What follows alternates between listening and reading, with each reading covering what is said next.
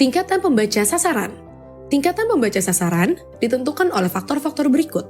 Pertama, pemahaman dan pengetahuan pembaca.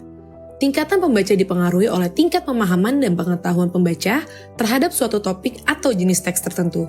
Pembaca yang memiliki pengetahuan dan pemahaman yang lebih dalam akan dapat membaca dan memahami teks yang lebih kompleks.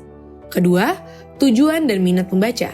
Tingkatan pembaca juga dipengaruhi oleh tujuan dan minat pembaca terhadap suatu topik atau jenis teks tertentu. Pembaca yang memiliki minat tinggi terhadap suatu topik atau jenis teks tertentu akan lebih mampu memahami teks dengan lebih baik. Ketiga, kemampuan membaca dan memahami teks. Tingkatan pembaca juga dipengaruhi oleh kemampuan pembaca dalam membaca dan memahami teks. Pembaca yang memiliki kemampuan membaca dan memahami teks yang lebih tinggi akan dapat membaca dan memahami teks yang lebih kompleks. Keempat, konteks sosial dan budaya. Tingkatan pembaca juga dapat dipengaruhi oleh konteks sosial dan budaya di mana pembaca tersebut berada. Misalnya, pembaca yang berasal dari lingkungan akademis dan ilmiah cenderung memiliki tingkat pemahaman yang lebih tinggi terhadap teks yang bersifat teknis dan akademis.